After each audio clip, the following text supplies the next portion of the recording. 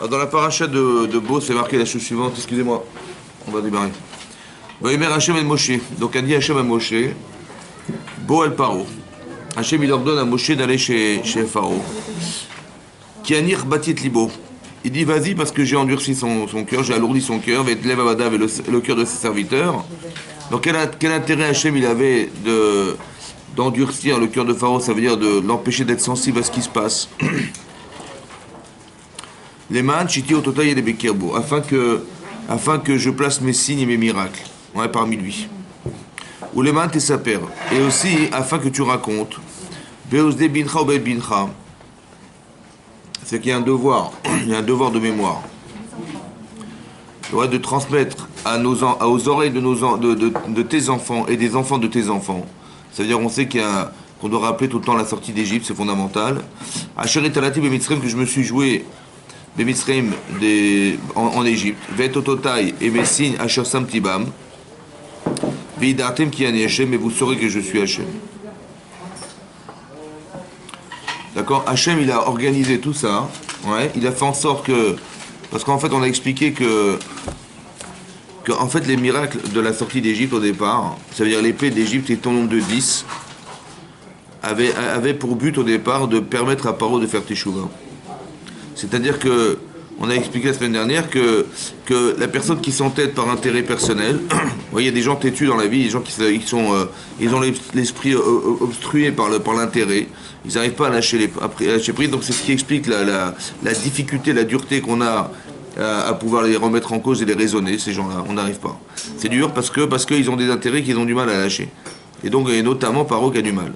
Qu'est-ce que fait Hachem en fait par les makotes, puisque manifestement, le fait d'être le dieu du Nil et le roi d'Égypte, et d'avoir autant de richesses, autant de pouvoir sur le peuple, et sur les Hébreux en particulier, fait qu'il va s'entêter, oui. Et donc c'est pour ça qu'Hachem, il essaie d'éliminer ce qui est l'objet de son entêtement.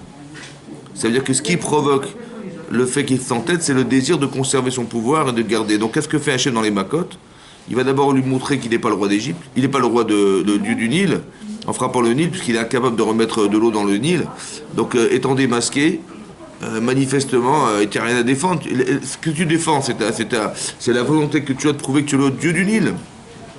Tu n'as rien à défendre, tu n'es plus le dieu du Nil. Donc de façon subtile, Hachem, il enlève l'intérêt. Et puisqu'il n'y a pas d'intérêt, alors on peut commencer à réfléchir. Il y a un démarrage de réflexion, ça veut dire qu'il y a même un profil de commencer à envisager de choisir. Avant, on ne peut pas choisir, c'est difficile de choisir de faire des choix lorsqu'on est, quand on a des intérêts. On est carrément bloqué, on ne peut pas choisir. C'est difficile de faire un choix pareil que de libérer des millions de personnes pour pouvoir retrouver leur liberté, alors qu'on sait qu'on va perdre beaucoup. On va perdre beaucoup en influence, sur le plan économique, sur le plan politique, on va perdre.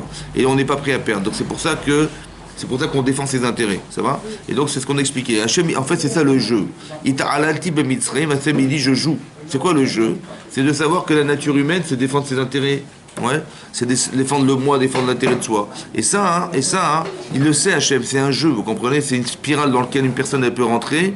Oui, si elle cherche ses intérêts, si la philosophie de sa vie, si la raison d'être de sa vie, c'est de profiter de ce monde et de profiter de ce qui l'entoure et d'être maître des éléments présents, c'est sûr qu'il va avoir des intérêts et c'est sûr qu'il va rentrer dans cette spirale. C'est sûr, c'est un jeu en fait. Je me suis moqué en fait, j'ai rigolé. Parce qu'on sait que c'est comme ça que ça marche, vous avez compris? Quand on a ce recul, on sait que des gens comme ça, ils sont manipulés par eux-mêmes en fait. Mais il a fait ça, pourquoi? Il a utilisé ça pour montrer qu'il existait. D'accord? Indépendamment du fait qu'il ait voulu faire Teshuvah à Paro, mais ça va fonctionner. Au moins, vous saurez que je suis Hachem. C'est ça que ça veut dire. On a gagné en fait que vous saurez, à travers la sortie d'Égypte, à travers les miracles qui se sont déroulés, qui sont extraordinaires. On ne peut pas imaginer que c'est un être humain qui a fait une chose pareille, c'est pas magique. Vous comprenez? C'est au-delà de la nature, au-delà des normes. Et Hachem, il a fait exprès pour qu'on soit marqué par ces événements-là. Excusez-moi, vous parlez de la paracha Bo? Oui, Bo. Et donc, Veidartem, qui est Ani Hachem, vous saurez que je suis Hachem. Alors, qu'est-ce qu'on appelle le Darat? La Yedia. La connaissance. Mais c'est quoi la connaissance? Parce qu'il y a la Chokhma, c'est aussi la connaissance. La Bina, c'est la capacité de faire des nuances dans la connaissance. Le Darat, c'est le discernement. Le discernement. Mais c'est quoi la Chokhma et le Darat? C'est quoi la différence? Alors, la Chokhma, c'est la connaissance. On est connaisseur. On est savant. On sait. Voilà, vous êtes savant. Mais il faut savoir que la connaissance n'a aucune forme d'influence sur ce que vous allez décider. C'est pas parce que vous savez que vous décidez. Bien sûr qu'il faut savoir pour décider, mais c'est pas ça qui est déclencheur. Pourquoi? Parce que la connaissance, elle est neutre. Vous avez compris? Il n'y a pas d'émotion dans la connaissance. Mais on sait que tout ce qui nous stimule à faire des choix, c'est une stimulation intellectuelle, mais qui vient du cœur. J'ai envie de faire, j'ai envie de savoir, j'ai envie d'agir. Et on sait pertinemment que le désir, il vient on va dire du cœur, mais bon, ça vient des pulsions. Et les pulsions, elles soient soit positives, soit elles viennent du Yetzer Hara. C'est ça. Donc en fait, c'est pour ça qu'on a un Yetzer Tov et on a un Yetzer Hara. Maintenant, il faut savoir que quand on désire quelque chose, il faut savoir analyser le désir. Des fois c'est bien, des fois c'est pas. Donc j'ai besoin de la connaissance pour juste filtrer. C'est pas un désir impulsif. Ou c'est pas dire, oui, mais c'est toujours impulsif. Est-ce que c'est un désir négatif? Est-ce que c'est contre Hachem ou c'est avec Hachem? Je sais pas. Donc j'ai besoin d'avoir au moins l'analyse. Mais l'analyse, il faut avoir la connaissance. Donc j'ai besoin de savoir. Ça s'appelle la chorma. C'est marqué dans les livres, c'est marqué dans les livres de loi, c'est marqué dans le code pénal, c'est marqué c'est permis ou c'est interdit. Je sais. Mais non, c'est pas parce que je sais que ça va changer ma vie. Parce que la pulsion, la passion est beaucoup plus forte que la raison. Vous avez compris que ici le paradoxe que vit Paro, il sait bien que c'est la source qui fait. Il sait bien qu'on ne met pas en prison des gens pareils, on ne met pas dans des camps de travail des gens sous prétexte qu'il faut gagner de l'argent sur leur dos, ça se fait pas.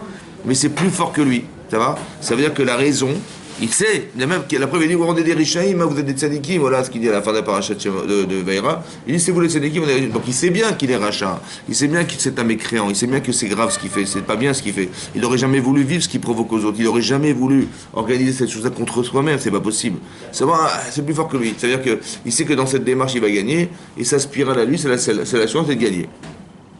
Et vous avez vu qu'à chaque fois il revient sur ses positions, il dit oui d'accord bien, dès qu'on lui frappe dessus, et après il revient, pourquoi il revient? Ouais. Il revient parce que la passion est plus forte que la raison. Non, mais il revient parce qu'il avait aussi, à Kadosh Baruch Hu, il a mesuré qu'il ne faisait pas ça avec le lève. Oui, mais au départ, à chaque fois, des macotes, c'est à chaque fois extraordinaire. Il s'est arrêté. À la cinquième macote, il a dit, tu as le libre arbitre. J'ai compris. Mais ça veut dire que quand quelqu'un, je lui envoie la grêle sur la tête, bon, qu'est-ce qu'il va répondre? Je les laisse partir. Mais pourquoi? Parce que là... Parce que ça me fait mal à la tête. Ça fait mal. Voilà. Donc j'ai pas envie de recevoir des trucs sur la tête. Donc je dis oui, partez. Mais est-ce que j'ai compris pourquoi on m'a envoyé des boulets de grêle? Non, pas du tout. Parce que jusqu'à la cinquième, il m'a laissé faire. Très bien. Donc ça veut dire que c'est pas parce que j'ai compris, c'est parce que j'ai pas le choix. Alors comment je dois avoir le choix? Puisque je vois la grêle qui me tombe sur la tête, comment je vais dire oui, partez pour des raisons qui sont humaines, on va dire, même si c'est que humain. Comment je vais faire? Ben Hachem il est obligé de m'endurcir le cœur. Ça veut dire qu'il va obligé de me dire, quand même, t'es le roi d'Égypte. Parce que manifestement, ce que je reçois sur la tête, ça m'empêche de faire ce choix. Ou disons, ça m'oblige à faire un choix pareil. Mais je veux pas qu'on t'oblige, je veux que tu choisisses. Alors comment je vais faire? Alors Hachem il est obligé d'endurcir, pour se dire, bon, je suis le roi d'Égypte, je reçois la gueule, qu'est-ce que je fais? C'est vrai? Pour qu'il y ait possibilité de faire un choix, Hachem il est obligé d'endurcir le cœur. Ça, c'est les premières fois. La deuxième fois, les cinquième fois, et sixième fois et septième fois, c'est parce qu'on veut le désensibiliser, parce que ça sert à rien, il fera pas de tchouva. Ça va? Il y a des gens à qui on provoque des situations pour qu'ils fassent des tchouva, ils se remettent en cause. À la proportionnelle de la souffrance qu'ils occasionnent, on leur donne cette souffrance. Pourquoi? Parce que si tu étais à la place des gens à qui tu fais souffrir, est-ce que tu aurais aimé qu'on te fasse ça? Non. Alors la souffrance que je suis, en fait, elle a la proportionnalité de ce que je provoque chez les gens. C'est pareil. Ça, c'est une chose à comprendre. Deuxième chose à comprendre, c'est quand on ne peut pas faire tchouva, alors il va servir à autre chose. Il va servir à ce que nous, on sache qu'Hachem existe. Ça va? Voilà. Et c'est ce qui est marqué dans le texte. Vidat. Mais c'est quoi la Yediat Hachem? C'est quoi ce qu'on appelle la connaissance d'Hachem? On a compris que ce que vous savez, ça vous servira juste à filtrer le bien du mal. Savoir, c'est bien, c'est pas bien. Mais c'est des fois, quand j'ai très envie, c'est culpabilisant de savoir qu'on sait. C'est pour ça qu'il y a des gens qui disent oh non, moi j'apprends pas beaucoup de Torah. Vous savez pourquoi? Parce que j'ai peur de transgresser la Torah, je vais me sentir mal et tomber, ça ne m'intéresse pas. D'accord? Donc ça veut dire que le problème, c'est que la Torah dérange. Pourquoi ça dérange? Vous savez pourquoi ça dérange? Parce qu'on a déjà choisi. J'ai choisi, c'est ça que je veux kiffer ma vie, je veux aller à l'encontre. Ce qui est marqué dans la Torah me dérange parce que c'est à l'encontre de mes intérêts personnels, de mes besoins. Donc je vais m'entêter à réaliser ce que je désire. Et c'est tellement fort que, et quand c'est pas trop fort, on va dire, la personne dit bon ben c'est vrai, mais j'ai honte, mais qu'est-ce que j'y fasse? Voilà. Mais il y a des gens qui vont dire mais non, mais la Torah, elle dit n'importe quoi. Vous savez pourquoi? Parce qu'intellectuellement, je ne peux pas accepter la Torah, parce que la Torah, elle va contre mes intérêts et ça me fait souffrir. Donc je n'ai pas envie de souffrir, donc forcément, je vais dire que la Torah, elle ne vaut rien. Vous avez compris comment ça marche? Donc il faut le savoir, il faut que vous sachiez que c'est comme ça. Pourquoi? Parce que la passion est plus forte que la raison. C'est un principe de base. Alors comment je vais faire pour arriver à contrecarrer ça? Comment je fais? Alors c'est ce que la Torah appelle le da'at. Il est marqué comme ça. Hashem hu Elokim. Ve'idata ayom ki Hashem hu Elokim. Et tu sauras aujourd'hui qui Hashem. Ve'ashevota levavecha. Mais tu ramèneras cette connaissance à ton cœur. Ça veut dire que tant que je n'ai pas réussi à savoir qu'Hachem, il existe émotionnellement dans mon cœur, alors cette connaissance, elle n'aura pas d'effet sur moi. Vous avez compris ou pas? Regardez comme il est religieux, regardez comment il est religieux, comment les religieux, regardez comment ils se comportent. En fait, pourquoi ils se comportent comme ça? Parce qu'ils ont la façade, mais ils n'ont pas le cœur qui va avec. Ça veut dire qu'ils ont la façade, ils ont la connaissance, ils ont tout ce que vous voulez. Madame, elle est très religieuse, etc. Mais elle fait des choses contraires à la Torah. Comment c'est possible? Parce que ce qu'elle sait, elle ne le ressent pas. Elle ne vit pas de ressentir. C'est-à-dire qu'il faut vivre la chose, il faut la ressentir. C'est comme ça. Pourquoi on mange des animaux qui ruminent? Parce qu'il faut ruminer la Torah. Il faut manger, il faut la remanger, il faut la redigérer, il faut que tu ressentes ce que tu vis. Ça va? Et si demain il te dit fais le contraire, il va dire je peux pas. Vous avez vu? Pas je peux pas parce que je le sais. Parce que je peux plus, vous comprenez, j'ai plus envie. J'ai envie du contraire. Donc il faut ruminer les choses, il faut être capable de recommencer. Vidartem qui a ni Hachem. Ce qui est marqué ici, c'est Vidartem. En français, comment on traduit Vidartem? Et vous saurez. Vous saviez, oui. Bon, tu vas raconter à tes enfants. Oui, c'est marqué dans le texte. Tu raconteras à tes enfants, aux oreilles de tes enfants, et vous saurez. Et vous saurez Non, tu raconteras. Tu raconteras à tes enfants. Et ils sauront. Ils sauront. Parce que toi, tu sais déjà. Et il y a marqué, pas marqué, ils sauront. Et vous saurez. Ça veut dire quoi, vous saurez? Que vous êtes inclus aussi. Et comment c'est possible? Puisqu'il raconte. Parce que le père est inclus dans cette histoire. Parce que peut-être que celui qui raconte, il ne sait pas. Le père, voilà, le père est aussi inclus. Quand est-ce que tu le sauras? Quand tu vas le raconter à tes enfants. Tu vas te rendre compte de ce que tu racontes aux gens. Et c'est là que tu vas te rendre compte de ce que tu devrais savoir.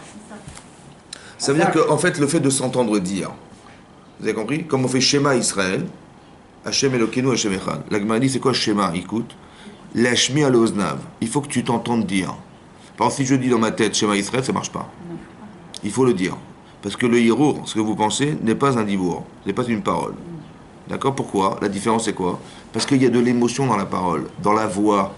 Il y a quelque chose qui va toucher votre cœur. Par exemple, si je pense quelque chose, et vous ne savez pas ce que je pense, donc ça ne peut pas avoir aucun effet sur vous. Mais ce que je vais vous dire peut avoir un effet, à la condition que ça sort du cœur. Il faut que ça sorte du cœur. Oui, oui, mais pour que la personne puisse au moins avoir la capacité de l'entendre, il faut que ça sorte. Tu raconteras aux oreilles de tes enfants, ça veut dire que est-ce que tu es sûr et certain qu'ils ont bien assimilé? C'est ça, d'écouter, d'attendre, d'écouter, d'avoir une écoute. Oui. Et Hachem, on est à un tel niveau, on va dire à l'inverse de ce qu'on espérait, c'est-à-dire on a un niveau de Touma. Quand je dis Touma, c'est on est tellement fermé dans le désespoir de sortir d'Égypte, qu'imaginez-vous qu'Hachem, pour nous sortir de là, il nous fait des trucs incroyables. Ça va? C'est-à-dire qu'on nous fait des miracles incroyables, extraordinaires. Est-ce que les enfants d'Israël sont des gens qui ont la Emouna depuis le départ? Non. Dites oui. Oui. Très bien. Donc c'est ça. Donc, depuis le départ, on a la Emouna. Parce que d'où on sait qu'on a la Emouna? Oui, parce qu'on est les seuls à avoir accepté. Non, mais je parle des enfants d'Israël de l'époque. De l'époque. Parce que Moshe Rabbeinu, lorsqu'il a dit « mais ils ne me croiront pas », qu'est-ce qu'il a dit à Hachem? Il dit « prends ton bâton, il va se transformer en... mets ta main dans ta poitrine, elle deviendra... » Mais c'est quoi le serpent et la lèpre? Ben, Rachid dit là-bas, le serpent et la lèpre, c'est les symboles de la Shonara. C'est du Motzi Shemra. C'est-à-dire tu as dit du Motzi Shemra, tu as sorti des choses, de la calomnie, parce qu'ils sont des mains minimes, les enfants d'Israël. Donc ils ont la Emouna. Donc c'est honteux d'avoir pensé qu'ils arriveraient prêts à te croire. Alors vas-y, mets la tzara, vous avez compris? Voilà. Mais ça veut dire qu'on a la Emouna Tachem. Mais cette Emouna Tachem, est-ce qu'elle nous a permis de sortir d'Égypte? Ben, il n'y en a que 1/5 qui est sorti quand même. Hein. C'est-à-dire que sur 15 millions, il n'y a que 3 millions.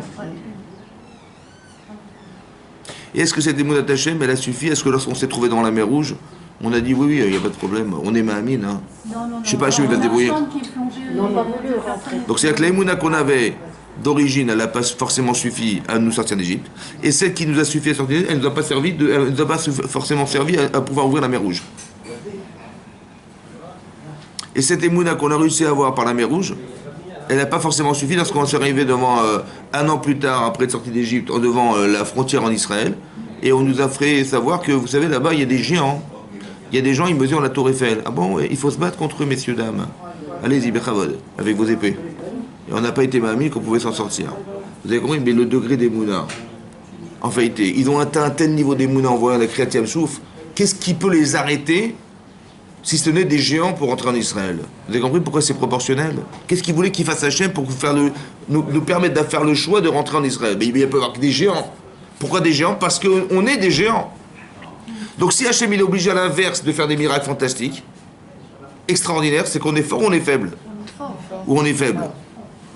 Hachem il est obligé de faire des trucs extraordinaires. Là, il va retourner la terre. Mais non, parce que justement, on n'a pas cette capacité. Parce qu'on est faible. On est faible. Donc quand on nous fait des miracles, c'est qu'on est fort ou qu'on est faible? Qu'on est très faible, puisqu'on est obligé de faire des trucs extraordinaires. Les grenouilles, les machins, tu vois, bon Dieu, hein. Il faut voir le rideau pour dire, voilà, je suis là, vous avez vu que je suis là? Mais normalement, Hachem, il fait des petites ombres, des petits trucs comme ça, il fait pas des... Quand Hachem, il fait des clins d'œil, on a compris, c'est bon, on a compris, on n'est pas idiot. Donc c'est-à-dire qu'on a une émouna déjà présente, qui fait qu'un moindre clin d'œil, on sait que c'est lui, ça y est. Mais si Hachem est obligé de faire des miracles extraordinaires, c'est qu'on est d'une faiblesse extraordinaire. C'est l'inverse. Pour nous réveiller, il faut faire des miracles. C'est quoi? Il faut ouvrir la mer Rouge. Voilà, c'est-à-dire que... Vous avez compris? Mais d'un côté, est-ce qu'il a le choix, Hachem? Ben non. Pourquoi il n'a pas le choix? C'est ça où il reste... Si. Non mais écoutez, pourquoi il n'a pas le choix? Explique, comprendre. Pourquoi il n'a pas le choix, Hachem? Quand on est faible, il n'a pas le choix de provoquer. De provoquer, c'est la provocation pour créer en nous quelque chose d'émotionnel. Je vous explique. Vous avez compris le paradoxe. Je dois raconter à mes enfants la sortie d'Égypte. Pourquoi moi je raconte? Ça veut dire que je mets en avant la communication par la parole. Oui, non. Mais qu'est-ce que vous voyez dans la parole? Hein? On voit rien, on dit bon, je dis bon. Vous voyez quelque chose? Non. Non. Ouais. C'est bon parce qu'on a choisi un moyen de communication qui est la parole, on voit rien du tout, on est des Ivoiriens. Mais il faut comprendre. Parce que dans ce qu'on dit, les mots, il y a des niveaux de compréhension qui dépendent de l'intelligence de la personne. Donc on fait appel au higayon, l'imagination, l'intelligence intellectuelle. Voilà, on réfléchit, on dit, je vous raconte la sortie d'Égypte, etc. On dit, ah mec, ça s'est passé comme ça. C'est qui est-ce qui met en image? Mais c'est vous qui mettez en image. Moi, je dis raconte et vous mettez en image. Donc pourquoi c'est comme ça, a priori? Parce que l'objectivité, elle passe par l'image. Elle passe par la parole. L'objectivité, ça veut dire qu'il n'y a rien à voir. C'est vous qui traduisez. Donc vous êtes libre de penser. Mais quand j'envoie l'image, quand je vois l'image, ben, c'est quoi l'image finalement? C'est le reflet de ce qu'il dit. L'image que je voyais, Hachem nous la mer Rouge, il voit les grenouilles. Ben, l'image que je vois là, c'est le résultat de ma pensée. Donc quand j'ai vu, est-ce que j'ai besoin de réfléchir? Ben non, c'est ça la bêtise. Parce que je dis, mais oui, j'ai compris. Mais non, t'as vu, t'as pas compris. Quand tu réfléchis, quand je dis par exemple, je sais pas, quelqu'un il va me dire une chose très très théorique. Il dit, je ne vois pas ce que vous voulez dire. Je vois pas. Il n'y a rien à voir, de toute façon il faut comprendre. Non, parce que j'arrive pas à mettre en image. Vous avez compris? Quand j'ai pas compris, alors je dis, ouais, je vais vous raconter une petite histoire. Ouais, les machal. Qu'est-ce que c'est qu'un machal? C'est quoi Michelet, le Sefer Michelet, les proverbes? Ben, les proverbes, c'est de mettre en image des théories très complexes. C'est tout. Donc il y a des machal, voilà, machal. Mais c'est quoi un machal? Un machal, c'est mettre en image. Pourquoi? Parce que nous réfléchissons avec des formes d'image, des images. Le cerveau, il a compris, il met en image. Ah oui, d'accord, je vois. Et si je ne vois pas, ben je te crée l'image. Donc le produit de la pensée, le résultat de la pensée, c'est l'image. Donc nous, on veut que ça soit l'enfant qui mette en image. Et je veux être certain que demain, il va être religieux, il va être juif, parce qu'il a bien assimilé l'image. Elle est émotionnellement touchante, l'image. Donc plus je raconte, et plus je mets en image, et plus je sensibilise la personne qui m'écoute. D'accord? Donc il faut des images. Il faut que je mette en image. Il ne faut pas d'image. Surtout pas d'image, parce que si je mets l'image, il va croire que ce qu'il a vu, le prince d'Égypte, il va voir le film de prince d'Égypte, il va dire voilà, c'est ça, c'est Moshe Rabbeinu, ça c'est pas ça Moshe Rabbeinu. Mais bon, qu'est-ce qu'on va faire une image. Il croit qu'il a compris parce qu'il a vu. Non. C'est ça le danger de l'image, c'est que ça empêche la personne de réfléchir, parce que, puisque c'est le résultat de ce que j'aurais dû penser. Mais moi, j'aurais jamais mieux pensé qu'à un film de Walt Disney. Donc ça m'empêche de penser, vous comprenez ou pas? Voilà. C'est pour ça que nous, on n'a pas le droit d'écrire. Même d'écrire la Torah chez Béal Pé, on n'avait pas le droit. C'est interdit. On n'a pas eu le choix. Le chasse. La Torah chez Birtav, c'est la Torah écrite, c'est le Chamisha chez Torah. Et la Torah chez Béal Pé, la Torah orale, c'est le commentaire de la Torah écrite. Mais c'est quoi la Torah? C'est la Mishnah, la Gemara, les commentaires. Mais pourquoi c'est Béal Pé? Mais non, écrit. Et c'est assourd d'écrire, on n'avait pas le droit d'écrire. La Torah chez Birtav, la Torah écrite, on ne peut pas la dire par cœur. Et la Torah orale, elle n'aurait jamais dû pouvoir s'écrire. Seulement comme on l'a perdu cette Torah orale. Alors, on a renié la Torah pour l'écrire, on n'avait pas le choix. Mais pourquoi ça s'est passé comme ça? Pourquoi on était obligé de... Il fallait la dire par cœur. Pourquoi par cœur? Parce qu'il faut toujours avoir un silo par cœur sur soi, toujours. Pour ne pas oublier qu'il faut apprendre par cœur. Mais non, vous avez compris? Pourquoi par cœur? Pourquoi? Parce que la Torah orale, c'est l'objectivité de la Torah. Vous avez compris? L'objectivité, c'est-à-dire que c'est pas qu'on te fait croire. Il ne faut pas que tu la vois, il faut que tu la comprennes. Même de l'écrire, c'est de croire que j'ai compris parce que je l'ai vu. Vous avez compris ou pas? Pourquoi on n'a pas le droit de faire des idoles? Parce que tu vas croire que ce que tu vois, c'est ce qui existe. Tu vas croire que le soleil, c'est lui qui te fait briller. Non, c'est Hachem. Il y a une dimension, on n'a pas le droit de faire des portraits, des bustes humains, on n'a pas le droit. Pourquoi? Parce que tu crois que l'être humain, c'est ce que tu vois, mais tu plaisantes. Il y a une neshama derrière, il y a des gens qui vont vivre derrière aussi. Donc c'est infini. On n'a pas le droit de figer par l'image. On n'a pas le droit de figer par l'image. Assourd, c'est interdit. Pourquoi c'est interdit? Parce que tu vas croire que la personne que tu vois, par exemple, on a dit la fois dernière, que quand Caïn il tue Evel, il croit qu'il a tué son frère. Je dis, mais mon vieux, t'as fait un génocide carrément. Pourquoi c'est génocide? Mais si, parce qu'il a des enfants qui devaient naître, qui naîtront plus, c'est terminé. Vous avez compris ou pas? Si tu avais surdimensionné l'image de ton frère, tu l'aurais tué? Ben non. Ça veut dire que malheureusement, tu fixes une image. Mais il ne faut pas fixer l'image. Donc on raconte à nos enfants, justement pour éviter ça. Pour ne pas qu'ils soient figés par l'image. Parce que demain, il faut que tu sois capable de réfléchir et pas capable de croire ce que tu vas voir. Alors au-delà de ce que tu vois, il y a autre chose. C'est ça la Imouna. D'accord? Mais non, c'est pour ça qu'on apprend à nos enfants à réfléchir dans la Torah. C'est pour ça que même la Gada de Pessah, on dit, dis-moi, qu'est-ce que tu connais? Raconte-moi ce que tu connais sur la sortie d'Égypte. C'est pas ça qu'on lui demande. On lui dit Manishtana. C'est quoi la différence? Ça veut dire que tu sais, je sais que tu sais, mais c'est quoi, dis-moi la différence, toi? C'est quoi, la différence, c'est quoi? C'est la bina, c'est la capacité de réfléchir, de savoir faire des nuances. C'est ça qui m'intéresse, moi. Ça m'intéresse pas ce que tu saches. Est-ce que tu as compris ce que tu sais? Dieu vous raconter par cœur, ça m'intéresse pas. Tu as compris ou pas? Même, je pense que même d'éduquer nos enfants, c'est pas de leur apprendre. On dit, ouais, moi j'ai fait mon travail, je leur ai appris la Torah, je leur ai appris. Non, c'est à raisonner. Ça veut dire que on n'est pas des informateurs, on est des formateurs. Il faut former les gens, d'accord? Il faut former les gens à penser, à réfléchir, parce que l'erreur, elle est soit par méconnaissance, soit par illogisme. On n'est pas logique, ou bien parce qu'on ne sait pas réfléchir, vous avez compris? On ne sait pas déduire, on ne sait pas faire des choses, alors, on ne sait pas faire des nuances. Je dis, mais tu vois pas que c'est pas ça, tu veux pas voir plus loin. La chorma, c'est de voir loin. Je dis, mais tu regardes le premier rapport de vie avec les vidéos. Mais non, mais regarde ce que ça va engendrer, ce que va entrer, mais tu vois bien que ça va pas. Donc si tu sais réfléchir, tu peux te protéger. Si tu ne sais pas réfléchir, bah, tu vas faire tu vas vivre au premier niveau, on va dire comme ça. Et donc c'est important qu'on arrive à réfléchir. Mais c'est marrant parce qu'Hachem, il a fait l'inverse. Hachem, il n'a pas parlé. Qu'est-ce qu'il a fait, Hachem? Il nous a montré des images extraordinaires. Nous, on est des Égyptiens qui vivent en Égypte depuis des années, on est des Hébreux égyptiens, et on voit le Nil en sang. Waouh! On voit les grenouilles partout. On voit, je sais pas moi, on voit les bêtes féroces qui rentrent dans partout, voilà, etc. On voit les poux partout. Tout ça, c'est des choses qu'on voit et qu'on ne vit pas, parce qu'on le voit, on le vit, mais sans être touché par ça physiquement. Mais c'est ce que je vois. Mais pourquoi Hachem il a utilisé l'image? Mais pourquoi il l'a utilisé? Mais non, il fallait faire objectivement. Tu as compris? Il fallait qu'objectivement, on arrive à comprendre, à accepter Hachem. Pas tu nous obliges à accepter Hachem. Parce que quelque part, quand on voit l'image, ben on est obligé d'y croire. Pourquoi Hachem nous a obligés à y croire? Vous comprenez ça? C'est de la violence, en fait. On est violenté par ce qui nous arrive. On ouvre la mer Rouge, mais c'est d'une violence incroyable, parce que ça m'oblige à croire que Dieu existe. Mais est-ce qu'Hachem, il veut que je croie en lui, ou je veux que je sois obligé de croire en lui? Par exemple, Hachem, on a dit, Hachem, il fait Makat Bechorot, et on sort tous d'Égypte. Hein. Mais pourquoi il l'a fait petit à petit? Parce qu'il voulait que Paro puisse choisir. L'objectif, c'est de décider. C'est pas d'être obligé. Maintenant, est-ce qu'on a été obligé de sortir d'Égypte? Ben oui, parce que Bechipazon, si c'était... parce que le niveau qu'on avait, on serait resté un peu plus longtemps, c'était psychologiquement insupportable. Donc on est obligé de sortir. Et Hachem nous a obligés en mettant les plaies. Donc on a été obligé ou pas? Mais quand on est obligé, est-ce qu'on peut accepter la Torah par obligation? Non. Mais c'est ce qu'on a dit Naaseh Venishma. Nous, tout ce que tu feras, on acceptera.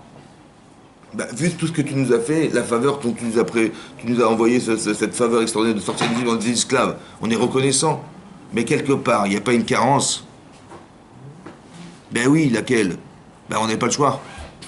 Si demain Hachem il nous dit, bon écoutez, bon, vous vous rappelez, bon j'ai fait les plaies d'Égypte, ouais, merci Hachem, je vous ai sorti d'Égypte, merci Hachem, vous êtes sorti au bout de 3 jours, je vous ai ouvert la mer rouge, merci Hachem. Bon, ben écoutez, ben, tout ça c'était dans l'objectif de vous donner la Torah. Vous la voulez ou pas? Vous la voulez ou pas? Vous êtes obligé de dire oui. Mais Hachem il veut que vous soyez obligé de le dire. C'est pour ça qu'il a mis la montagne. Il a compris maintenant? Pourquoi il a mis la montagne? Mais on a dit Naaseh Venishma. Naaseh veut dire qu'on a dit une chose qui est extraordinaire. Même les anges, ils disent. Mais oui, mais par obligation, vous comprenez ou pas? Est-ce qu'on avait le choix? Quand est-ce qu'on a eu le choix? À Purim. À Purim, c'est-à-dire que quoi? Que là, on aurait pu faire un coup d'État. On aurait pu, je sais pas, on aurait pu assassiner Aman. On aurait pu. Qu'est-ce qu'on a décidé de façon légitime et catégorique? Qu'est-ce qu'on a décidé? Mais vous vous rendez compte, 127 provinces. Mais Odou Veat Kouch. C'est quoi Odou? C'est l'Inde. Kouch. C'est l'Afrique. Mais Odou Veat Kouch. Voilà le territoire. Vous voyez, c'est des milliards. Donc on était bien séparés les uns des autres ou pas? Eh bien on a tous eu la même idée unanime de faire Teshuvah. On aurait pu faire des groupuscules, je sais pas moi, politiques, la droite, la gauche, les machins, le centre. Non, on a tous dit qu'on en a compris, c'est nous, c'est Teshuvah. Et quand on a fait Teshuvah, Vena Forou, tout s'inverse. Vous avez vu? Tout à coup, c'est Haman qui est pendu par la potence qui avait organisé Haman contre Mordechai. Wow. Alors c'est extraordinaire, vous avez compris? Qu'est-ce qu'il a fait Hachem? Alors là, qu'est-ce qu'il a fait? Il m'a montré que ma Teshuvah, elle a été agréée. Il m'a montré que j'étais... Et là, je dis, là, je vais l'aimer à fond. Vous avez compris ou pas? Donc, quand est-ce qu'on aime? Quand on a la connaissance qui va avec. Il fallait qu'on reçoive la Torah de cette manière. Pourquoi? Parce que nos enfants, quand on les a amenés au CP, ben, je me rappelle que tous mes enfants, unanimement, ils ont pleuré. Ils disent, maman, papa, genre tu m'abandonnes. Bon, c'est vrai, c'est comme ça, oui. Bon, mais est-ce qu'on les a abandonnés? Non. En fait, on savait que c'était bien pour eux, mais qu'est-ce qu'on peut faire? On était obligé de les amener à l'école. Je ne vais pas attendre qu'il ait 18 ans et qu'il va me dire, papa, je pense que c'est bon. On va commencer au CP cette année. Non, c'est bon, on va démarrer le CP cette année. Là, je peux pas, donc j'ai pas le temps, on n'a pas le temps. Donc on va démarrer, on est obligé. Parce que je sais que c'est pour son bien. Donc quand Hachem il oblige, ça veut dire qu'il n'a pas le choix. Parce qu'on est des enfants. Vous avez compris ou pas? Donc ça veut dire que Matan Torah, on est des enfants quelque part. Bien sûr qu'on est des grandes sadikim, bien sûr qu'on a vu des choses extraordinaires, ça nous a construit évidemment. Mais en vérité, ce que je veux dire, c'est comme ça. Il y a ce qu'on appelle la connaissance. Avant, il fallait impressionner. Parce qu'il faut que ça rentre dans ton cœur. Il faut que je casse ton cœur. Il est brisé ton cœur. Il faut que j'arrive à construire ton cœur. Alors, je suis obligé de faire des miracles, mais visuels. Parce que ce qui va entériner ta connaissance, c'est ce que tu vas voir. Le produit de la résultante de ta connaissance, c'est l'image. Alors je vais directement à l'image parce que tu ne peux pas réfléchir. Tu n'as pas les moyens de la réflexion. Alors je t'oblige en fait, je suis désolé, mais c'est comme ça. Donc je te fais des miracles, 1, 2, 3 quarts, afin que Takiru et Kvoratit, c'est vous qui allez reconnaître ma force, ma puissance. C'est ça qui va se passer. Mais Hachem, il n'a pas le choix, vous comprenez qu'il n'a pas le choix, Hachem. Parce que quand on n'est pas construit pour comprendre, alors on nous oblige à accepter par image. Donc l'image, elle a un sens. Mais non, ça veut dire aussi autre chose. C'est que là, on a fait l'inverse. Normalement, on aurait dû nous apprendre la Torah. D'accord? Et après, mettre en image. Pourquoi c'est important? Parce que ce que vous allez apprendre, c'est malheureux ce que je vous dis, hein, mais ça ne vous servira pas forcément à décider. Parce que l'Etzera, il est plus fort que ce que vous allez dire. Alors comment je vais faire? Alors je suis obligé d'aimer Hachem, de craindre Hachem. L'amour, c'est un sentiment. La crainte, c'est un sentiment. J'ai peur de transgresser la Torah. J'ai peur de décevoir Hachem. Il m'a fait tellement de faveurs, et j'ai tellement de reconnaissance, j'ai peur de décevoir Hachem. Autant que j'aime Hachem, et jamais si j'aime, je ne vais pas trahir Hachem, c'est pas possible. Donc si j'aime vraiment Hachem, le tsar il va me dire, mais fais cet avéra, mais tu vas gagner ma chérie de faire ça. Je dis, mais je peux pas, je vais pas trahir Hachem, c'est pas possible. Vous comprenez? Donc c'est pour ça qu'on a des sentiments qui refoulent des sentiments. Mais il faut ressentir la Torah. D'accord? Donc c'est pour ça que je dis qu'il faut apprendre la Torah, mais il faut passer à l'acte. Et quand on passe à l'acte, on devient la personne. Parce que c'est dur de passer à l'acte. Vous avez compris, l'apprentissage à la Torah, c'est difficile. Comment dire, de faire des efforts, c'est difficile. C'est difficile. Mais j'ai fait cet effort soit parce que j'avais peur, soit parce que j'aimais. Et donc, parce que j'ai agi dans ce sens-là, mon cerveau et mon corps, ils vont dans le même sens. Alors, j'entérine en moi cette faculté à ressentir. Je nourris une partie de moi, c'est ma partie Yetzeratov. D'accord? D'accord, Yetzeratov. Ou bien la passion que j'aurais pu avoir ailleurs, je l'utilise pour le bien. Je vais être passionné de Torah, je vais être passionné de lire, je vais être passionné de... J'aurais pu être passionné d'aller jouer au tennis. Hein. Non, non, j'ai utilisé ça, cette passion-là. Donc j'utilise le Yetzerara, qui est en moi, qui est la passion, pour aller l'utiliser. Donc je suis entière. Parce que qu'est-ce qu'on fait en général, nous? On est produit à Torah, pourquoi faire? Parce que si Yetzerara il vient, oh là Donc en vérité, j'ai Yetzerara, il est là, et Yetzeratov, il est là. Mais en vérité, je vis qu'à moitié. Parce qu'il y a une partie de moi qui ne vit pas. Celle que je refuse, je me protège. Mais c'est normal au début, c'est normal. Mais il faut un jour arriver à faire que tu vas aimer Hachem de tous tes cœurs. D'aimer Hachem de tous tes cœurs. C'est-à-dire qu'il faut utiliser l'Yetzerara pour arriver à aimer Hachem avec. C'est-à-dire soit ce que j'appelle une mauvaise mida, l'utiliser les Tova pour le bien, un défaut pour le bien. Ouais. Soit ça veut dire que je utilise cette force que l'Yetzerara me donne, parce que c'est lui qui nous pousse, qui nous fait agir, ouais, dans le but d'atteindre quelque chose qui est la Torah Hachem. Vous avez compris ça? Donc là, je suis entier dans ce que je fais. J'ai pas de frustration, j'ai pas de peine d'avoir, ou j'ai pas peur, parce que je sais que j'utilise ce que lui me donne, ouais, pour pouvoir me réaliser avec. Et c'est ça. Mais ça s'appelle de la connaissance. Ça s'appelle la Yidiat Hachem. Vidartem ki ani Hachem. Et vous saurez que je suis Hachem. J'étudie la Torah et je mets en pratique. C'est pour ça que celui qui étudie sans devoir réaliser sa connaissance, alors il est marqué Moutav Shiafar Piyashiyadov. Voilà. Alors c'est grave, parce que c'est pire. C'est-à-dire que je fais parce que la Torah c'est intelligent, je deviens un intellectuel de la Torah. Mais c'est pas pour agir. Vous comprenez? On atteint des niveaux de compétence parce qu'il faut agir avec. Et un jour, on va être utilisé pour. Vous avez compris? Un petit peu comme tout ce qui est marqué dans la Torah. Être utilisé ou l'utiliser? Être utilisé. Ça veut dire qu'on va être utilisé par Hachem. Par exemple, Avraham Avinu, il a fait un travail spécifique sur lui-même, etc. À 75 ans, Hachem dit l'Arlecha. C'est il s'adresse.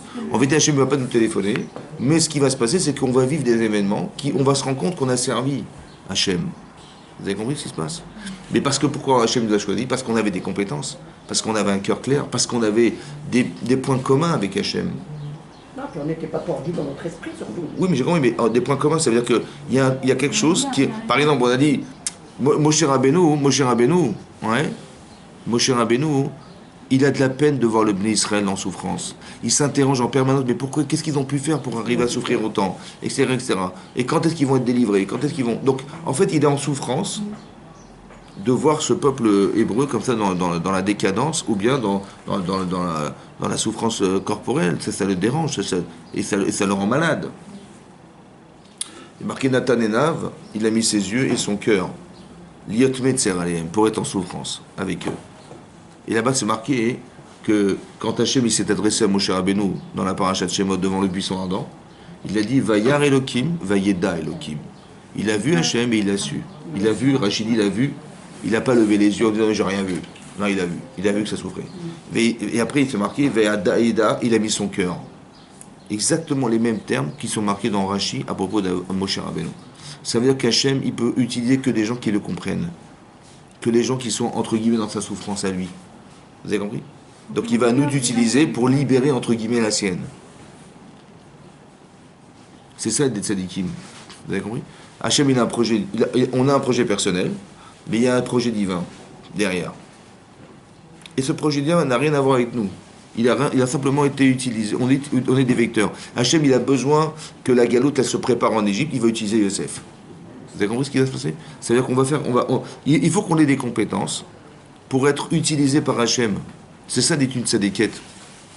Mais c'est quoi une tzadékette? C'est d'être en adéquation entre ce que la Torah, elle est, et ce qu'Hachem, il est. Et Hachem, c'est la Torah. Donc quand on étudie la Torah et on devient des femmes respectueuses de la Torah, forcément, on va pouvoir être utilisé parce qu'on est en contact direct. On a la connaissance et on a la Yirat Shamayim et on a la Emunat Hashem. Donc c'est quoi la Emunat? C'est-à-dire tout ce qui m'arrive, je sais que c'est toi. Donc je m'adresse à lui en permanence, indépendamment de la tefila. Hein. Je lui dis, ouais, il m'arrive ça, mais j'ai compris. Un petit peu comme je vous l'ai dit, les frères de Yosef, ils vont retrouver la coupe de Yosef dans la sacoche de Binyamin. Ils vont dire tout de suite, écoutez, Hachem, il a un matset avon avodecha. Ils vont tout de suite dire, c'est Hachem. Vous avez compris? Comment c'est possible? Comment ça? Oui, il est Hachem, il n'y a rien du tout. Non, j'ai compris, c'est bon. On a volé. C'est quoi l'intelligence? On a volé. Ouais, on nous a traités de voleurs. Donc voleur, ça veut dire qu'on va être des prisonniers. Prisonnier, ça veut dire qu'on va être des esclaves. Esclaves, c'est Yosef. Terminé. Vous avez compris? C'est ça l'intelligence, c'est de comprendre que ne regarde pas l'événement tel qu'il est, parce que si tu fais ça, tu vas porter plainte. Il faut comprendre que ce qui t'arrive, en fait, c'est un raisonnement. Mais non, ce raisonnement, en vérité, il est inconscient, mais il doit être conscient chez vous. Parce que quand on pense la coupe, on pense du vol, on pense prison, esclave, Yosef. Esclave Yosef. Eux, ils n'ont pas dit la mort, ils ont dit Yosef. D'accord? Et dit on va devenir des Avadim. Pourquoi? On a compris, c'est bon. On a compris Yosef, c'est terminé. Mais ça veut dire que quelque part, il faut être intelligent pour voir plus loin que l'image. Parce que si je m'arrête à l'image, je dis mais comment ça, Binyamin voleur? Mais j'avais fait un voleur moi, Binyamin. La preuve, c'est qu'on a dit que celui qui l'a volé, il meurt. Alors, c'est sûr que c'est pas de chez nous, hein. C'est sûr et certain, c'est un voyou, mais c'est pas de chez nous, hein, qui meurt. Et là ils ont dit Binyamin, ah, d'accord. On aurait pu porter plainte. Non, on a dit c'est Hachem. C'est-à-dire qu'il faut savoir que tout ce qui nous arrive est réfléchi. C'est ça la Emouna. Parce qu'en vérité, quand on est passionné dans la vie, ou quand on est émotionnellement touché, la première chose c'est, attends, mon frère vendu esclave, ça va pas quoi. En plus, surtout que nous, on est les descendants d'Abraham Yaakov, et on est en plus les gens qui vont perpétuer le clan Israël. Est-ce que vous imaginez qu'ils ont dit, on va devenir des Avadim? C'est fini le clan Israël, c'est terminé, tout ce qu'a fait Abraham Yaakov, c'est fini, ça sert à rien, c'est fini. Est-ce que vous imaginez qu'en disant, c'est dorénavant, on va être des esclaves, c'est-à-dire qu'on va rester esclaves en Égypte à Pharaon? C'est ça qu'ils ont dit? Mais c'est ça qu'ils ont dit. Mais ils l'assument, ils ont dit ça. Mais ils assument, c'est extraordinaire. Ça veut dire qu'ils ont dit, on ne mérite pas. Vous imaginez ce qu'ils ont décidé? Mais toi, Sarah, il va dire, mais pas du tout, Chadvé Shalom. Attends, le kavod que représente le fait d'être les enfants d'Yaakov Avinu et de pouvoir perpétuer le Israël, mais c'est énorme. Moi, Sarah dit, mais non, fais n'importe quoi, maman, arrange-toi pour que ça continue. Ils ont dit, non, laisse tomber, on mérite pas, c'est fini. Quelle puissance ils doivent avoir derrière, ils dira de Shamaï pour dire une chose pareille. Mais c'est ça d'avoir le choix, vous comprenez ou pas? Sinon, on est manipulé par soi-même, on est manipulé par ses désirs, par ses envies, En fait, on est comme des pantins, la porte de pantin. Ouais, vous avez compris, c'est ça. Et donc, on veut pas être manipulé. Donc, pour être libre, il faut être maître. Et pour être maître, il faut savoir. Et pour savoir, il faut ressentir. Et quand je sens, je ressens, c'est moi qui décide. Je sais, je ressens que c'est vrai, je ressens que c'est faux. C'est vous qui décidez, et pas qu'on vous fait décider. Parce que Paro, c'est pas lui qui décide. On le fait décider. À chaque fois, il voit que, comment vous dire, on veut absolument libérer ses enfants d'Israël, et ça le rend malade. Alors on le fait décider de les faire encore plus travailler. On le fait décider de s'entêter. On le fait décider de ne jamais lâcher prise. Parce que la honte, si tu lâches, tu vas pas lâcher. Donc on le fait décider, c'est pas lui qui décide. C'est son désir qui décide. Alors que de façon logique, on dit, mais de toute façon, je sais que je vais gagner, mais combien je vais perdre? Et les Mitzrim, qu'est-ce qui se passe? Ils voient que le pays se détruit, ils disent, qu'est-ce qu'il attend de dire oui? Mais pourquoi eux, ils arrivent et eux, ils ne lui arrivent pas? Parce qu'eux, ils sont tributaires de son choix. Alors que lui, il est tributaire de ses choix. Vous avez compris ou pas? Pour ça, il faut faire très attention d'être libre. C'est-à-dire que j'étudie la Torah pour sentir ce qui est vrai de ce qui est faux. C'est moi qui décide. Hein? Ben c'est comme ça, c'est vrai. Parce qu'on a toujours, soit on a dû subir, quand on éduque des gens à la Torah, évidemment que je vais être chômer et Shabbat, évidemment. Évidemment que je vais me porter, je vais me couvrir la tête, évidemment que je vais me porter, je vais être sanois, c'est évident. On m'a éduqué comme ça, j'ai grandi comme ça, je ne peux pas ressentir autrement, ça ne peut pas se vivre autrement. Mais le problème, c'est que je l'ai accepté, mais je ne l'ai pas choisi. Donc, soit j'aurais une erreur de faire le contraire, parce que je ne l'ai pas choisi, soit ça veut dire que ce que j'ai décidé, c'est pas forcément moi, c'est mon éducation. Mais j'ai pas le choix. Je suis obligé. Et comment les gens vont me regarder, ils me connaissent comme ça, et Donc, est-ce que je le fais parce que je l'ai compris ou parce que j'ai pas le choix maintenant je suis dans une situation. Ah, c'est ça le problème. Vous avez compris ou pas? Alors à un moment donné, il faut le réfléchir. C'est-à-dire qu'on le réfléchir. De comprendre pourquoi c'est important d'être pudique.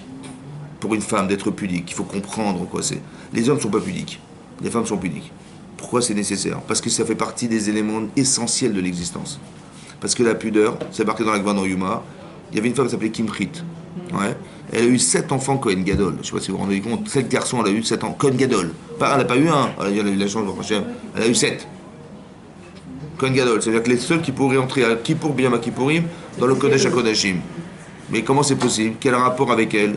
Alors elle a dit, mais comment? Ils lui ont demandé, mais comment vous avez eu le mérite de pouvoir avoir des enfants pareils? Elle dit, jamais les poutres de ma maison ont vu mes cheveux. Ça veut dire, mais ça veut dire quoi? Il faut que je couvre la tête. Ça veut dire qu'elle était pudique jusqu'à... Mais qu'est-ce que ça a à voir avec la Kedusha de Kohen Gadol? Ah ben c'est un mérite. Quel rapport entre le rat et le porc? Donc quel rapport entre le fait d'être pudique et le fait d'engendrer des enfants pareils? C'est le mérite. À part ça, ça va? Oui. J'ai compris que c'est le mérite, mais c'est quoi le mérite? Comment ça s'explique le mérite? Il faut comprendre. Qu'est-ce que ça va avec la pudeur? Elle a compris que si elle entravait... Engendrer des enfants comme ça veut dire qu'ils sont capables d'être pudiques avec Hachem. C'est quoi la pudeur? C'est que je ne vis pas à l'extérieur, je vis à l'intérieur. J'ai des valeurs, d'accord? C'est pas parce que je suis belle que je vais me montrer. Ah oui, mais avec ton mari, il n'y a pas de problème, mais avec les gens, ça c'est... Non, c'est pas quelque chose d'acquis, c'est quelque chose qu'on t'a donné. Alors j'ai la pudeur et l'humilité de dire que, vous avez compris, cette faculté à penser ça, c'est d'être concentré sur soi-même. Alors tu vas engendrer des enfants qui ont cette kedusha, c'est-à-dire d'être concentré sur soi-même, qui rentrent dans le Kodesh HaKodashim, il n'y a que eux et Hachem. Pas de dire oui, je suis quand même quelqu'un de responsable, il faut que je fasse attention, comment je vais faire avec Hachem, je vais apprendre la lacha, attendez, comment ils vont me voir les gens et comment ils vont machin. Mais non, tu veux pas avec le regard des autres. Tu vis parce que c'est ta vie. Vous avez compris la différence? Donc quand je suis éduqué, c'est parce comment ils vont voir les gens. Non, il faut il faut comprendre pourquoi c'est fondamental. Parce que malheureusement, et c'est quand j'ai éduqué de Serrara que c'est là que j'ai décidé. Vous avez compris? Avant, je n'ai pas décidé. C'est normal, ça fait partie de ma vie. On m'a éduqué comme ça, j'ai suivi des cours, j'ai suivi une scolarité dans tel endroit. Donc c'est normal. Donc mes enfants, évidemment, qu'ils vont le faire. Le problème, c'est qu'ils n'ont pas décidé. Ils ont été obligés, entre guillemets, parce que je leur ai appris comme ça. Et ils sont maintenant, obligés parce que je l'ai appris. Et deux, parce que s'ils sortent du contexte, ils vont être obligés de rester dans le milieu. Vous comprenez? Non, je veux pas que tu restes. Je veux que tu aies compris en quoi la Torah, ce qu'elle te propose, c'est une solution. C'est une solution. Tu dis, mais il faut se faire comme ça. En fait, c'est comme si que la Torah l'avait déjà réfléchi pendant 1000 ans. Elle dit, la solution, c'est ça. Fais ça. D'accord? Mais moi, je découvre la solution. Mais je ne suis pas la solution. Je découvre la solution. Alors, ce qu'on te demande, c'est de faire le travail inversé. C'est-à-dire d'amener à ce que tu comprennes pourquoi c'était comme ça qu'il fallait vivre. Il faut que tu comprennes en quoi la pudeur, c'est fondamental pour une femme. En quoi d'être entière, c'est fondamental. En quoi de ne pas être divisé à l'intérieur de soi-même, c'est fondamental. En quoi de faire le shalom entre ma tête et mon corps, c'est fondamental. Tu vas l'apprendre avec ton mari, tu vas l'apprendre avec tes enfants, faire le shalom, c'est comme ça. C'est comprendre la nature de mon mari et ma nature. On n'est pas de dire, si on veut faire la paix, il faut que je comprenne et j'adapte ma nature avec celle de mon mari, c'est comme ça. Essaie d'abord de faire avec toi-même déjà. Parce que ton cerveau, il a envie de faire des choses que ton corps n'a pas envie. Alors, fais le shalom avec toi-même déjà. Ouais. Et comprends que ta nature masculine, elle est comme ça, mais féminine, elle est comme ça. Et ton cerveau, il a des envies que ton corps n'a pas. Et ton corps a des envies que ton cerveau n'a pas. Alors, fais déjà le shalom avec toi-même déjà. Comprends la nature. Ton corps, il est complètement divisé entre ton cerveau et ton corps. Donc, comment tu vas faire? Fais déjà le shalom avec toi-même. Comprends que c'est comme ça que ça doit se vivre. Parce que ton corps, il veut faire des choses. Alors, qui c'est qui est plus fort? On s'oppose. Mais je veux pas que ça s'oppose. Je veux pas que mon mari s'oppose à moi, je veux qu'on vive ensemble. Alors, s'acclimater, c'est de comprendre quel avantage du masculin j'ai en tant que femme. L'avantage du masculin. Quel avantage j'ai d'avoir un gouffre. L'avantage. Parce que là, manifestement, ça me pose problème d'avoir un corps. D'accord? Parce qu'il a envie de faire des choses, j'ai pas envie. Non, il faut que tu l'utilises. Les tovas, c'est ça. Quel avantage j'ai d'avoir un gouffre. Et si j'ai pas réfléchi à quel avantage j'ai, comment je peux l'utiliser pour le bien, alors j'aurai des problèmes parce qu'il va être tout le temps contre moi. Vous avez compris? Je veux pas je suis toujours en train de me battre parce que mon corps, j'ai tué Torah juste pour pas que mon corps il me fasse. Non, mais c'est une bagarre permanente. Il faut un jour comprendre qu'on doit pas être en bagarre. On doit un jour comprendre que on doit pouvoir se concilier les deux. Ça va. C'est comme en couple, on peut se bagarrer toute sa vie, c'est bien, c'est vrai, mais c'est pas le but. Et, il faut toujours gagner la guerre, il veut rien comprendre, il faut toujours se battre, il comprend pas que j'ai besoin de ça, il comprend finalement rien, il réfléchit comme un homme, il comprend pas mes besoins, mais moi je suis une femme, il comprend rien. Alors il faut se battre tout le temps. Non, il faut pas se battre, il faut simplement ou l'amener à s'adapter, d'accord? Ou alors s'adapter soi-même, ça va? C'est comme ça. L'intérêt qu'on a. Et quand on est dans le respect, alors tout à coup les gens, ils sont respectueux. Vous avez compris? Mais quand on est dans la bagarre, il n'y a pas de respect. Il n'y a pas de respect, ben, ça ne peut pas fonctionner. Ou bien on va être obligé d'accepter. On fait des concessions, vous comprenez? Mais la concession qui nous fait souffrir, en fait. Parce que c'est toujours nous, et toujours machin. Et qu'est-ce que je peux faire? À chaque fois, il s'énerve. Je suis obligé de me plier à ses besoins, à ses désirs, monsieur, machin. Non, mais à un moment donné, ça craque, vous comprenez? Parce que pourquoi? Parce qu'on a l'impression de ne pas exister. On a l'impression qu'on est au service des autres. Ça suffit, ça va une fois, 10 fois, ça va. Donc en fait, il faut arriver à concilier les deux. C'est ça. Donc réfléchir à l'apport que je peux avoir, autant que lui peut avoir. Et déjà, ce rapport, en vérité, de conflictuel, il est déjà en nous, déjà, parce qu'on est contredit par soi-même. Donc il faut arriver à se réconcilier avec soi-même, être en shalom avec nous-mêmes. Comme bizarrement, il a répondu Yosef à Paro, il dit Elohim ya'ane et shalom Paro. Elohim Hachem, il va répondre au shalom. Il n'a pas dit au rêve. Il a pas dit Hachem, il va répondre à votre rêve. Il a dit au shalom. C'est quoi le shalom? La paix. Mais il n'est pas en paix là, manifestement, il ne comprend pas son rêve. Donc il est tiraillé entre les vaches mecs qui vaches les vaches, il ne comprend rien ce qu'il est. Il dit mais je comprends. Mon cerveau, mon cœur, il ressent des choses, mon cerveau il ressent des choses, et je comprends rien ce qui se passe. Ouais. Donc je ne suis pas béchalom. Il n'est pas en paix, Paro, il est perturbé. D'accord? Il est tiraillé entre ce qu'il voit et ce qu'il comprend pas. D'accord? C'est insupportable. Mon corps, il me dit, mais fais gaffe. Et mon cerveau, il dit, bah oui, qu'est-ce que ça veut dire? C'est comment des vaches maigres, des vaches maigres? Ça veut dire quoi, ces vaches maigres? C'est horrible. Une vache maigre qui arrive à droite, des vaches maigres. Je comprends rien. Donc et ça crée un conflit intérieur qui aspire au shalom. C'est-à-dire qu'on soit shalem entier. Donc Hachem, il va répondre. Il va trouver le lien entre les deux événements qui vont te faire comprendre. Ah d'accord, super. Merci de m'avoir expliqué. En fait, c'est cette satisfaction qu'on devrait avoir. Cette satisfaction doit toujours répondre à nos soucis. Et quand tu as la solution, tu es contente. Tu es satisfaite, tu es épanouie. Mais il faut savoir répondre à ces contradictions. La réponse, elle est dans le fait de faire le shalom, de comprendre en quoi c'est nécessaire. Vous avez compris? Il faut faire des efforts. C'est contre soi. Mais en vérité, c'est nécessaire. Parce que si tu veux appliquer ta personne, il faut faire des efforts. C'est comme ça. Quand tu as compris, tu bien sûr faire des efforts. Évidemment. Et quand tu vas sur le plan professionnel, faire des efforts, sur le plan marital, sur le plan parental, tu fais des efforts. Mais tu vois que tu as organisé la mariage de ton fils, tu as fait des efforts, tu vois le résultat, mais c'est fantastique. Si j'avais rien fait, on avait distribué des cacahuètes, on n'aurait rien vu. On a compris? Mais non, on a fait des efforts, l'orchestre, les machins, on a invité des gens, c'était difficile. Mais on voit le résultat, mais c'est extraordinaire. C'est le résultat d'un effort qui amène une satisfaction. Mais c'est contraire à la nature. Parce que tu fais d'efforts. Moi, je vis au moindre effort, mais pas au plus effort. Et pourtant, c'est l'inverse qui se passe. T'as compris? Ce paradoxe, c'est le shalom, en fait. C'est ça le shalom. Voilà. Chazak ou Baruch, mesdames. Chazak ou Baruch, Chazak. Désolé, il est midi. Chazak.